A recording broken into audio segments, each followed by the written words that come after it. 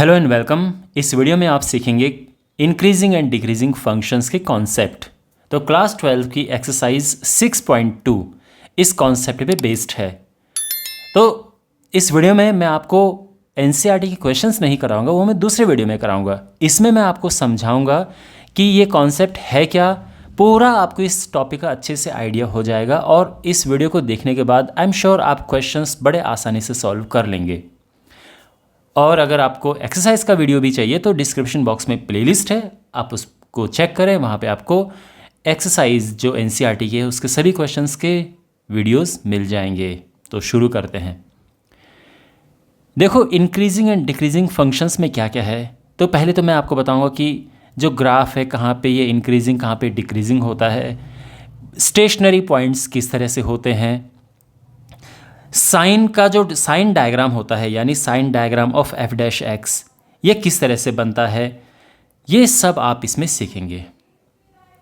तो सबसे पहले तो ये देखो कि कोई भी फंक्शन कहाँ पे इंक्रीजिंग और कहाँ पे डिक्रीजिंग होता है। अगर हम ये देखें, एक कार्टेशियन प्लेन है, जैसे सिंपल ग्राफ पेपर जो होता है अपना, यहाँ पे एक ग्राफ है। तो ग्राफ कुछ इस तरह से जा रहा है। यहाँ पे अब आप मुझे बताइए कि ये फंक्शन, ये जो ग्राफ है, ये फंक्शन कहाँ पे इंक्रीज़ हो रहा है, कहाँ पे डिक्रीज़ हो रहा है। तो मैं आपको एक बहुत अच्छा तरीका बताता हूँ, बहुत अच्छा तरीका। एक तो हम बेसिक तरीके से, उसका तरीका ये है। देखो पहले मैं आपको बहुत सिंपल तरीका बता रहा हूँ, फिर मैं आपको प्रॉपर वे कॉन्सेप्ट बताऊँगा। आप लेफ़्ट से राइट जाना शुरू करो, लेफ़्ट से राइट में जाना शुरू करो, यानी यहाँ से आप इधर जाना शुरू करो। और अब जहाँ पे आपको चढ़ाई मिलेगी, अप हिल, तो वो इंक्रीजिंग होगा, और जहाँ पे आपको ढलान मिलेगी वो डिक्रीजिंग होगा। ये बहुत ही अच्छा तरीका है समझने का। तो अब आप यहाँ पर देखो, यहाँ से अगर आपने चलना शुरू किया, लेफ़्ट से राइट आप जा रहे हैं, है ना, ग्राफ में लेफ़्ट से राइट चलो। तो यहाँ पे अगर आप यहाँ से चलना आपने शुरू किया तो शुरू में आपको चढ़ाई मिली, यहाँ तक आपको चढ़ाई मिली, ये पॉइंट ए है। फिर आपको ढलान मिली, तो अब आगे ढलान ढलान ढलान, पूरी ढलान, यहाँ तक ढलान है। तो यहाँ पे बी तक पूरी ढलान मिली, है ना, नीचे। फिर इसके बाद आपने फिर चढ़ाई मिली, तो यहाँ तक ये पॉइंट जो है, यहाँ तक चढ़ाई मिली, इसको मैं सी पॉइंट नाम देता हूँ। फिर ढलान मिली यहाँ तक, तो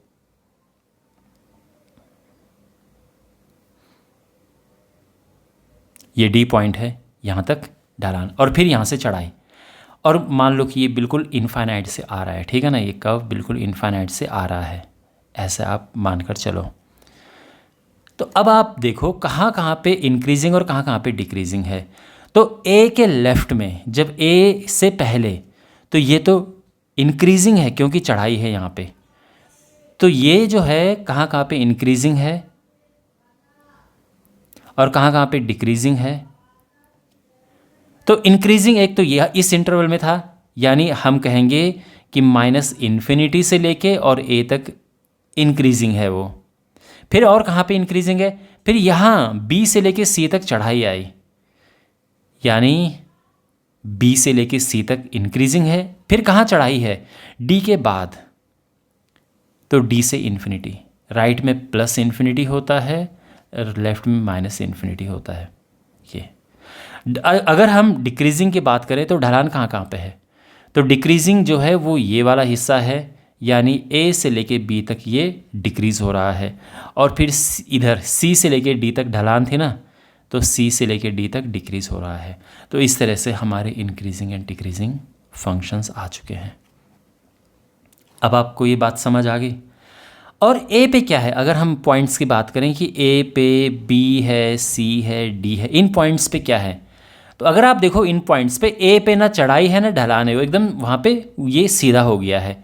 बी पे भी ये सीधा हो गया है, ये भी आप इनको देखो ये सीधे हो गए हैं। तो ये जो पॉइंट है, जो मतलब इंक्रीजिंग और डिक्रीजिंग के बिल्कुल बीच में होता है, उनको हम कहते हैं स्टेशनरी पॉइंट्स। Stationery points.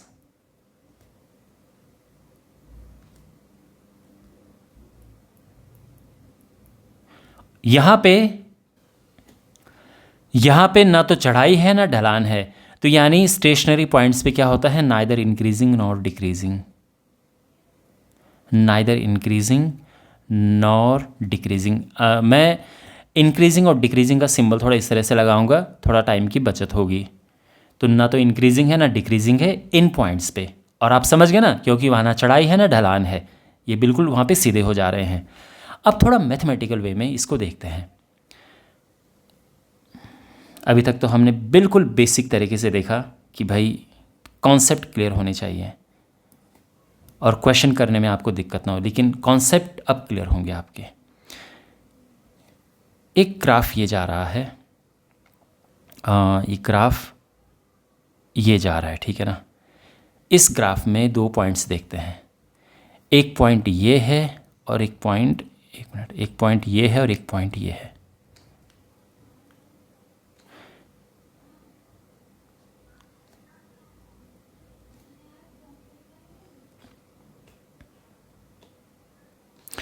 आपको पता है कि कोई भी जो ग्राफ होता है, किसी भी फंक्शन का जो ग्राफ होता है, वो कैसे लिखते हैं आप जानते हैं कि ग्राफ हम फंक्शन का या तो हम एफ ऑफ एक्स करके लिखते हैं, कुछ भी होता है, हो सकता है कि ये x+5 हो, या हो सकता है कि जो फंक्शन हो वो हो x² + 6 हो, या इस तरह से ही फंक्शन लिखते हैं ना। और या फिर f की जगह पे y आ सकता है कि y = x+5 and y = x² + 6। ध्यान रखना y और fx सेम चीज़ें हैं, y एंड fx दोनों सेम ही चीज़ें हैं, तो जो y है वो fx ही है। तो ये तो है x एक्सिस अपना, और ये y एक्सिस, ये तो आप जानते ही हो। अब आप सोचो, ये 2 वैल्यूज़ हैं, ये x1 है, ये x2 वैल्यू है। जो y एक्सिस है इसको हम y एक्सिस भी कहते हैं, और इसको हम यहाँ पर जो वैल्यू है उसको हम y भी कहते हैं, और उसको हम एफ ऑफ एक्स भी कहते हैं। तो यहाँ पर जो वैल्यू है, या तो इसको लिखो y1 या फिर होगा एफ ऑफ x1, या तो इसको लिखो y1 या फिर एफ ऑफ x1। यानी यहाँ पर मान लो कि कोई टाइम है और ये डिस्टेंस है, तो इतने टाइम पे इतनी डिस्टेंस है, इस तरह से आप लेके चल सकते हैं। फिर जो x2 पॉइंट आया, यानी ग्राफ आगे बढ़ा, x2 पॉइंट आया, यहाँ पर fx2 हो गया इसकी वैल्यू, है ना। मान लो कि ये है, हमने एक बारी, या फिर ये लेते हैं, चलो हमने एक बारी x की कोई वैल्यू रखी, fx आया, वो ये पॉइंट हो गया। फिर x की दूसरी वैल्यू रखी, वो दोबारा fx आया, वो फिर ये वाला पॉइंट हो गया। तो ये तो आप समझ गए ना, अलग अलग x की वैल्यू रखने पे अलग अलग पॉइंट आ रहे हैं। अब आप यहाँ पर देखो कि x2 बड़ा है x1 से, अगर fx2 भी बड़ा होगा fx1 से, तो यानी ये इंक्रीजिंग फंक्शन है, ये इंक्रीजिंग फंक्शन है। कहने का ये मतलब है कि अगर x की वैल्यू बढ़ने से y भी बढ़ रहा है, यानी x इंक्रीज हुआ और y भी साथ में इंक्रीज हुआ, तो इंक्रीजिंग फंक्शन है। अगर उल्टा हो रहा है, x इंक्रीज होने से y बढ़ कम हो रहा है, तो वो डिक्रीजिंग फंक्शन हो गया। अभी मैं आपको ये छोटा सा एग्जांपल लेके यहाँ पे चलता हूँ। मैंने x रखा 4, तो y क्या आया, या इसमें रखो आप, y 9 आया। अब मैंने x रखा 6, तो y क्या आया, y 11 आया। तो यानी ये फंक्शन क्या है, ये इंक्रीजिंग फंक्शन है, सिंपल है ना। इसी तरह से ये भी इंक्रीजिंग फंक्शन होगा। वैसे ये थोड़ा ट्रिकी चीज़ है, बट एनीवे, इसमें इंटरवल होंगे, अलग इंटरवल पे अलग ये, लेकिन ये एकदम सीधा है। अब चेंज करते हैं थोड़ा सा। अगर मैंने ले लिया y = -x+6, अब वैल्यूज पुट करके देखो, x मैंने रखा 6, तो y क्या आया, -6 + 6 = 0, और x अगर मैं रखूँ 10, तो y क्या आया, इसमें रखना है, तो ये -10 + 6 यानी -4। y और कम हो रहा है, मतलब यहाँ पे x तो इंक्रीज हो रहा है लेकिन y डिक्रीज हो रहा है। तो जब ऐसी परिस्थिति आती है वहाँ पे ये डिक्रीजिंग फंक्शन है।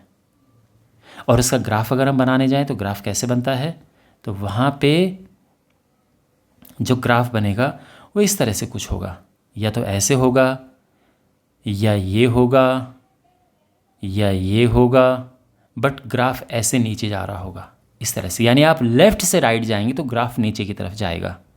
और यहाँ पर जो ग्राफ है इंक्रीजिंग फंक्शन का, ये इंक्रीजिंग फंक्शन है ना, ये इंक्रीजिंग फंक्शन है, इस तरह से आप ध्यान रखना।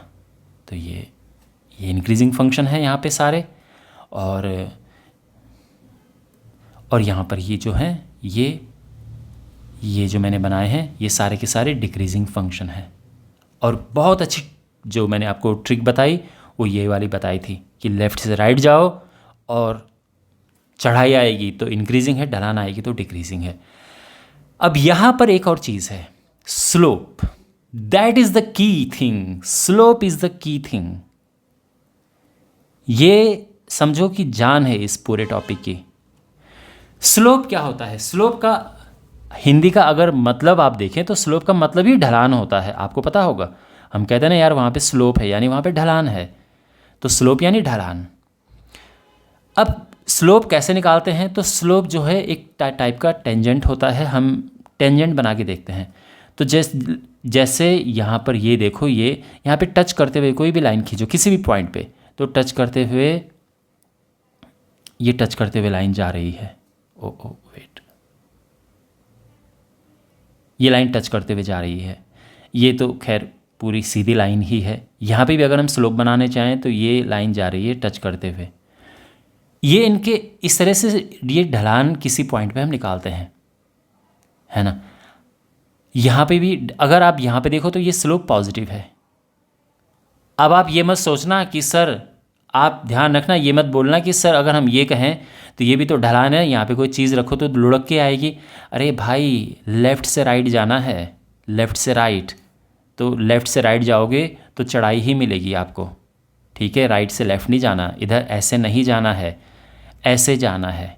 कई बार बच्चे कंफ्यूज होते हैं कि सर ये भी तो ढलान है तो ये भी तो डिक्रीजिंग हो गया, बट नहीं, समझ गए ना, लेफ़्ट से राइट जाना है। तो स्लोप होता क्या है? स्लोप होता है dy बाई dx, और अगर f ऑफ x में दिया हो तो f डैश x, ये होता है स्लोप किसी भी पॉइंट पे। अब पॉइंट पे x की वैल्यू जो होगी उसको पुट कर देंगे। तो अब ये देखो कि स्लोप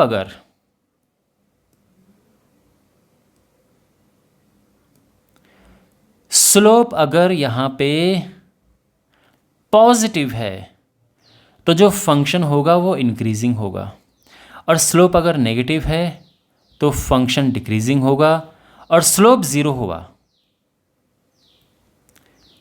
स्लोप अगर ज़ीरो हुआ तो फंक्शन जो होगा वो नाइदर इंक्रीजिंग नॉर डिक्रीजिंग।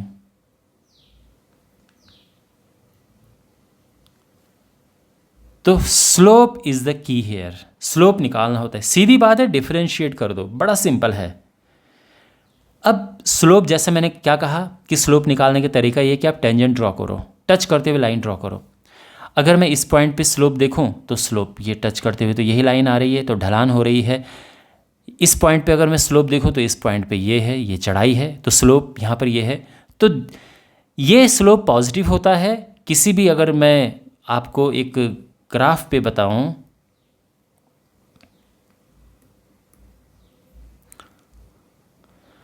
तो स्लोप जब हम बात करते हैं इसकी, तो ये पॉजिटिव स्लोप है, और इसकी तो ये नेगेटिव स्लोप है। ये चाहे यहाँ पे भी है तो भी ये नेगेटिव स्लोप है। स्लोप पॉजिटिव और नेगेटिव कैसे पता चलता है? एक तो मैंने लेफ़्ट से राइट जाने वाला कॉन्सेप्ट आपको बता ही रखा है। दूसरा देखो, आप जानते हैं कि ये कौन सी साइड है? ये एक्स एक्सिस है, और ये एक्स की नेगेटिव साइड है, ये एक्स की पॉजिटिव साइड है। तो पॉजिटिव एक्स एक्सिस से एंगल देखो कितना बन रहा है, ये एंगल कितना बन रहा है। तो जब एंगल 90 से कम होगा तो स्लोप पॉजिटिव होगा, और जब एंगल 90 से ज़्यादा होगा तो स्लोप नेगेटिव होगा। समझ गए आप? तो हम अब अगेन बच्चे क्या करते हैं, ये देखते हैं कि सर ये 90 से कम है ना, नहीं, -x वाली साइड से नहीं देखना है, +x वाली साइड से देखना है। एंगल हमेशा ऐसे आएगा, इधर से आएगा एंगल, इधर से आएगा एंगल, चाहे यहाँ भी बना है या इधर है ना, इस तरफ बना है तो भी ऐसे ही होगा, एंगल इधर आएगा, यहाँ से यहाँ तक है ना, एंगल इधर ही आएगा ऐसे। तो इसका देखें तो इसका नेगेटिव स्लोप है और इसका पॉजिटिव स्लोप है, क्योंकि इसका जो एंगल है वो 90 से कम है। इस तरह से हम स्लोप पॉजिटिव और नेगेटिव देखते हैं। अब आपको यहाँ पे सारी की सारी चीज़ें समझ आ जाएंगी कि क्यों कोई कहाँ पे डिक्रीजिंग है, क्यों कोई कहाँ पे इंक्रीजिंग है। क्योंकि यहाँ पर अगर आप इस पॉइंट पे देखो तो स्लोप क्या है, स्लोप नेगेटिव है ना, क्योंकि ये जो लाइन जा रही है या आप देखो ये 90 से बड़ा एंगल बना रही है। अगर मैं इस पॉइंट पे देखूँ, ये पॉइंट है, तो इसको अगर मैं और आगे लेके आऊँ ये, तो ये एंगल देखो ये 90 से कम बन रहा है ना, यानी यहाँ पे इंक्रीजिंग है और यहाँ पे स्लोप पॉजिटिव है, स्लोप पॉजिटिव है इसीलिए इंक्रीजिंग है। तो अब स्लोप, ये वाला स्लोप नेगेटिव है जब यहाँ पे इंक्रीजिंग है, ये स्लोप पॉजिटिव है। लेकिन यहाँ पे यानी जो हमारे स्टेशनरी पॉइंट्स हैं उनका स्लोप क्या होता है, तो वेल यहाँ पर एंगल क्या है, ये एंगल है 0 डिग्री। और आप देख रहे हैं ना ये एक्स एक्सिस से इसके पैरेलल है, तो ये एंगल 0 है, यानी यहाँ पे स्लोप 0 है, ध्यान रखना। And it is very important because slope जब 0 होता है तो हम क्या फाइंड करते हैं, हमारे निकलते हैं स्टेशनरी पॉइंट्स। तो इसका मतलब ये है कि जो यहाँ पर A B C D ये जो हमारे पॉइंट्स हैं ये सारे स्टेशनरी पॉइंट्स हैं, क्योंकि यहाँ पर इन पॉइंट्स पे ये x की वैल्यूज़ हैं, ठीक है ना, x = A B C D, ये सारे के सारे स्टेशनरी पॉइंट्स हैं। यहाँ पर स्लोप 0 है और ये इंपॉर्टेंट इसीलिए है बिकॉज एक बार स्टेशनरी पॉइंट निकल गए तो उसके इधर उधर हम पता कर सकते हैं कि कहाँ पॉजिटिव है कहाँ नेगेटिव है। ये जब हम कुछ एग्जांपल्स करेंगे तो आपको और डिटेल में समझ आएगा। Is it clear? ऑलराइट। तो आई एम श्योर अभी तक आप सारे कॉन्सेप्ट समझ गए होंगे कि कोई चीज़ कहाँ पे इंक्रीजिंग है कहाँ पे डिक्रीजिंग है। ग्राफ को देख के हम कैसे बता सकते हैं कहाँ पे इंक्रीजिंग कहाँ पे डिक्रीजिंग है। और अब मैं आपको ये बताता हूँ कि हम क्वेश्चन कैसे अप्रोच करें, क्योंकि एग्ज़ाम में आपको ग्राफ नहीं मिलेगा। ये तो मैंने आपकी कॉन्सेप्ट इंप्रूव करने के लिए बताया। ग्राफ मिल जाए अच्छी बात है, बट एग्ज़ाम में आपके पास क्या होंगे, ऐसे फंक्शंस होंगे, आपको इनको देख के बताना होगा कि इंक्रीजिंग है डिक्रीजिंग है। तो आपके पास क्वेश्चन दो तरह से आते हैं। पहला ये है कि हमें फाइंड आउट करना है वेदर इट इज इंक्रीजिंग और डिक्रीजिंग।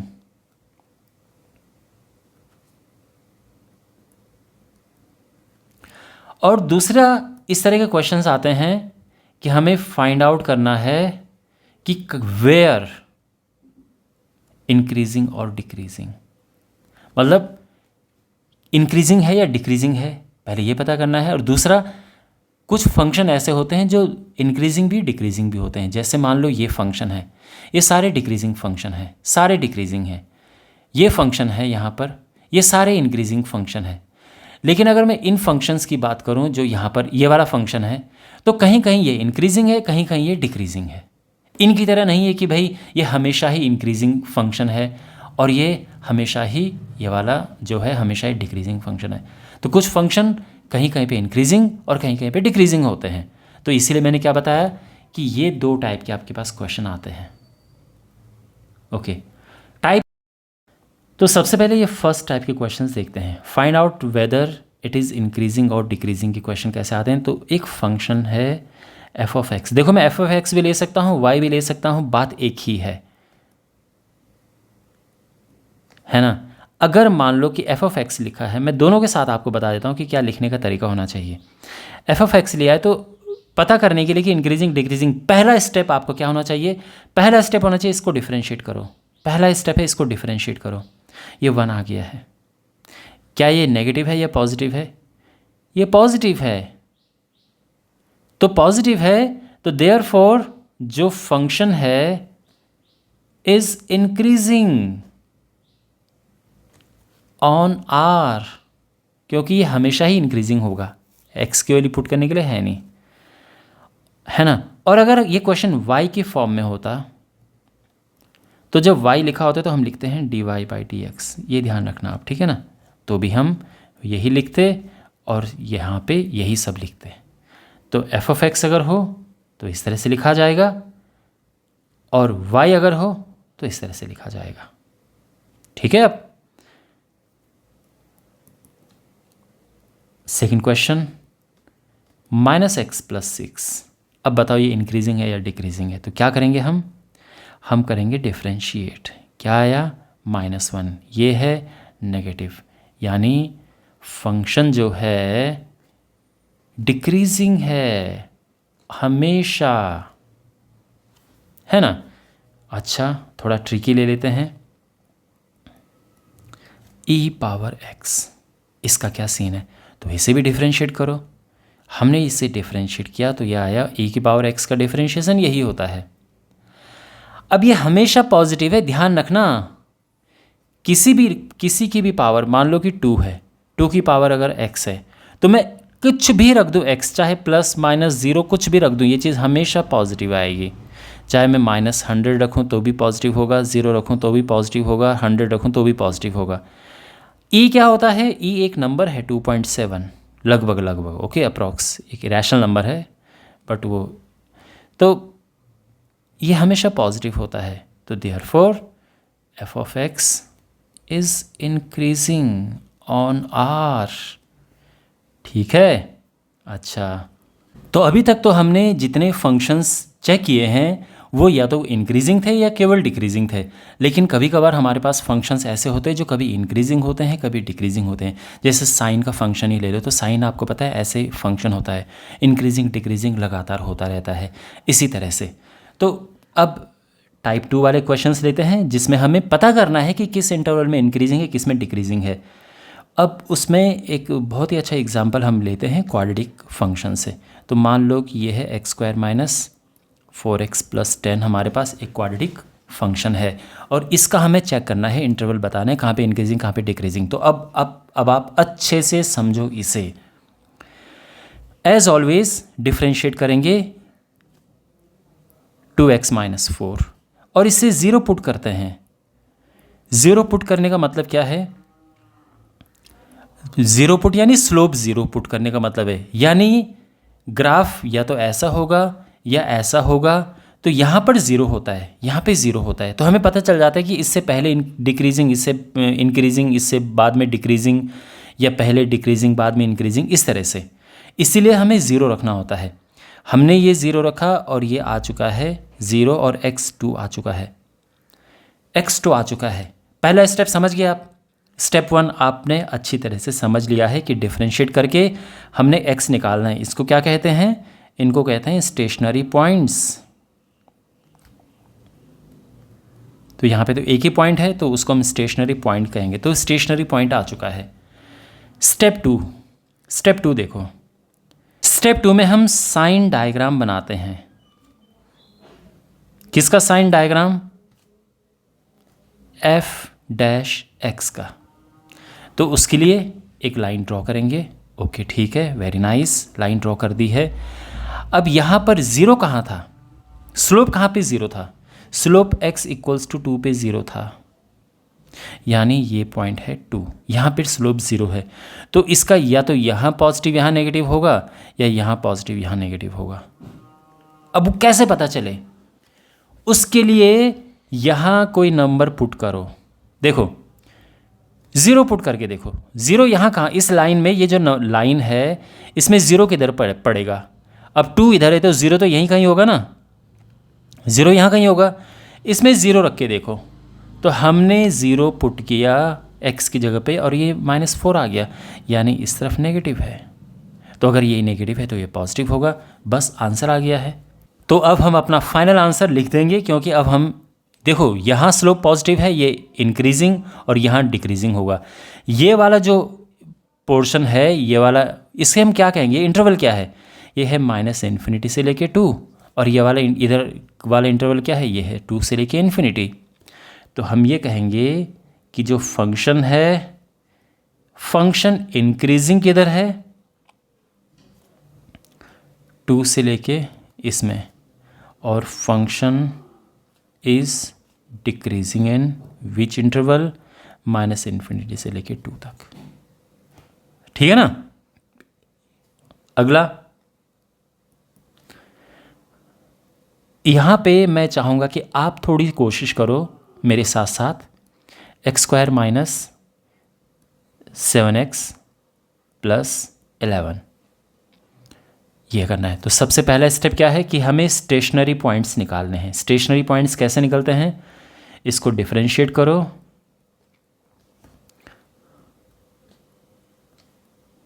फिर 0 पुट करो,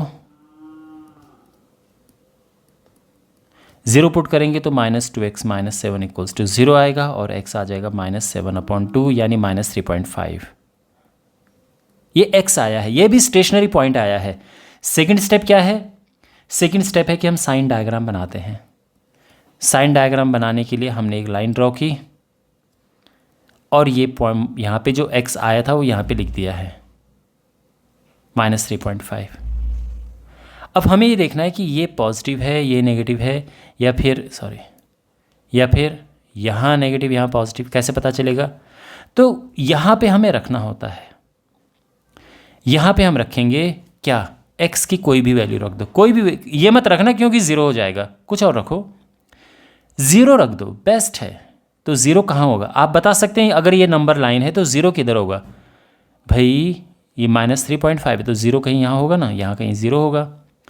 तो अगर हम यहाँ पे 0 रखते हैं, ऐसा नहीं केवल 0, हम 1 भी रख के देख सकते हैं, कोई दिक्कत नहीं है। 1 रख के देखो, ये -9 आ रहा है, तो 1 इधर है और यहाँ का ही हमने पॉइंट रखा और ये आया माइनस, यानी इधर माइनस है और इधर पॉजिटिव है। अगर हम यहाँ का कोई पॉइंट रखते, मान लो कि हमने -5 रखा, चलो भाई -3.5, ये तो -5 लेफ्ट में ही आएगा ना, तो यहाँ -5 रखो तो ये हो जाएगा 10 - 3 यानी 10 - 7 यानी 3, और ये पॉजिटिव आया है तो भी आंसर आ जाएगा। तो चाहे यहाँ से कोई एक पॉइंट रखो या यहाँ से कोई एक पॉइंट रखो, तो अल्टीमेटली आंसर एक ही तरह से आ जाएगा, मतलब ठीक है ना, आ ही जाएगा आंसर। तो यानी जो हमारा आंसर होगा वो होगा कि जो फंक्शन है इंक्रीजिंग कहाँ है, -∞ से लेके -3.5 तक, और डिक्रीजिंग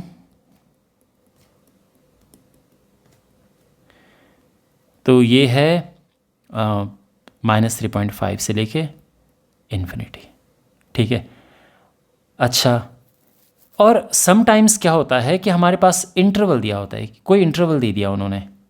इसी क्वेश्चन में देख लेते हैं, अगर इंटरवल दिए हों, मान लीजिए कि आपके पास x का इंटरवल दिया होता क्वेश्चन में कि x का इंटरवल है 3 से लेके और 7 तक, और आपको बताना है कि ये इंक्रीजिंग है या डिक्रीजिंग है, तो आप क्या करते। तो देखो बड़ा सिंपल है, हमने डिफरेंशिएट तो करना ही है। हमने डिफरेंशिएट कहाँ पे किया, हमने यहाँ पे डिफरेंशिएट किया।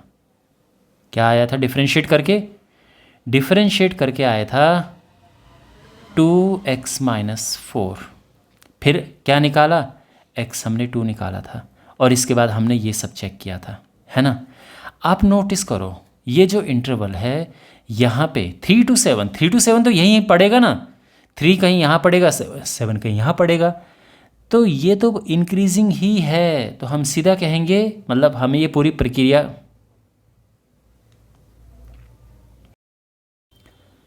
तो यहाँ पे कैसे करेंगे हम, देखो अगेन पूरी प्रक्रिया ये है, आप ये प्रक्रिया आपको करनी है, लेकिन यहाँ पर ये इंटरवल देखो, ये इंटरवल है 3 to 7। 3 to 7 किधर है यहाँ भाई, 3 तो कहीं यहाँ होगा, 7 कहीं यहाँ होगा, जैसे नंबर लाइन पे होता है। ये तो पूरा ही पॉजिटिव है ना, तो इसका मतलब ये है कि इसमें होता इंक्रीजिंग। अगर मान लो क्वेश्चन में, एक मिनट इसका पार्ट है, अगर क्वेश्चन में हमारे पास इंटरवल दिया होता कि x जो है वो हमें बताना है कि बताओ इसमें क्या है, -8 से लेके और 1 में क्या है ये, इस इंटरवल में इंक्रीजिंग है या डिक्रीजिंग है, तो आप सीधा देखोगे अरे वो तो इधर पड़ रहा है, वो तो डिक्रीजिंग है। लेकिन अगर क्वेश्चन में ये हो, ध्यान रखना क्वेश्चन कैसे पूछा जा सकता है कि एक इंटरवल है 0 से लेके 4, इसमें बताओ इंक्रीजिंग है या डिक्रीजिंग है, या ना इंक्रीजिंग ना डिक्रीजिंग। तो आपको बताना है, देखो अब आप जानते हैं कि भाई 2 पे तो 0 हो जाता है, 2 से पहले डिक्रीजिंग, 2 से बाद में इंक्रीजिंग, लेकिन ये तो 0 to 4 है, ये तो कभी डिक्रीजिंग हो रहा है कभी इंक्रीजिंग हो रहा है। तो आपका आंसर ये होगा कि ये नाइदर इंक्रीजिंग नॉर डिक्रीजिंग। हाँ, अलग वो स्पेशली पूछें कि भाई कहाँ इंक्रीजिंग कहाँ डिक्रीजिंग है, तो फिर तो आपको बताना पड़ेगा कि भाई 0 से लेके 2 तक में ये डिक्रीजिंग हो रहा है और 2 से लेके 4 तक में ये इंक्रीजिंग हो रहा है। लेकिन अगर केवल ये सीधा पूछा हो कि भाई ये है इंटरवल, इसमें बताओ इंक्रीजिंग है डिक्रीजिंग है, आप सीधा बताओगे कि ना इंक्रीजिंग ना डिक्रीजिंग। ये क्वेश्चन ट्रिग्नोमेट्री में, मान एक छोटा सा क्वेश्चन मैं फाइनली आपको बता रहा हूँ ट्रिग्नोमेट्री में, कि हमारे पास कोई क्वेश्चन है कि भाई साइन एक्स है। अब एक इंटरवल है 0 to π/2, एक इंटरवल है 0 to एक इंटरवल है π/2 to π, और एक इंटरवल है 0 to π। बताना है इंक्रीजिंग डिक्रीजिंग कहाँ पे है, कितना है।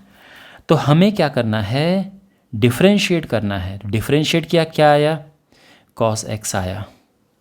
अब देखो इस इंटरवल में देखो जो पहला वाला है, तो हम कहेंगे कि इन 0 to π/2, जो आपको पता है ना cos 0 to π/2 का मतलब 0 से 90 डिग्री, इसमें cos पॉजिटिव होता है, तो ये पॉजिटिव है। सो देयरफॉर जो f of x है ये इंक्रीजिंग है। अगर हम बात करें π/2 से लेके पाई, ये आ जाता है 90 to 180 सेकेंड क्वाड्रेंट, और सेकेंड में आप जानते हैं cos नेगेटिव होता है, तो ये नेगेटिव आ गया है। So therefore f of x is decreasing. लेकिन जब हम बात करते हैं 0 से लेके पाई की, तो 0 से लेके पाई में कभी इंक्रीजिंग हो रहा है कभी डिक्रीजिंग हो रहा है। तो हम एक काम करेंगे, हम ये कहेंगे कि भाई 0 से पाई के बीच में काम करो, π/2 देख लो, क्योंकि हमें पता है π/2 पे 0 होगा, तो π/2 पे cos π/2 0 होगा ना। तो हम कहेंगे कि देयरफॉर फंक्शन जो है वो ना तो इंक्रीजिंग है नॉर डिक्रीजिंग। ओके, तो ये मैंने आपको सारे बेसिक कॉन्सेप्ट बता दिए हैं। आई एम श्योर आपको पूरे चैप्टर का आइडिया लग गया होगा कि कैसे कैसे क्वेश्चंस हम अप्रोच करेंगे। ऑफ कोर्स क्वेश्चन डिफ़िकल्ट भी होते हैं, काफ़ी हाई लेवल के भी होते हैं, 3 पावर 4 पावर तक के भी क्वेश्चन है आपके पास। तो ये सब जब हम एक्सरसाइज करेंगे तो उसमें आप और डिटेल में सीखेंगे। 3 पावर 4 पावर का मतलब ये कि x³ वाले क्वेश्चन भी हैं, x⁴ वाले क्वेश्चंस भी हैं, बट तरीका बिल्कुल वही है जो मैंने आपको कराया है कि पहले स्टेशनरी पॉइंट्स निकालो, इंटरवल्स निकालो, और उसके बाद मतलब साइन डायग्राम बनाओ, और उसके बाद इंटरवल्स आराम से निकल जाते हैं। It's very easy process, same process है हर क्वेश्चन के लिए। ओके, तो बस यही था इस वीडियो में। बाकी वीडियोस के लिए डिस्क्रिप्शन बॉक्स में प्लेलिस्ट चेक करें।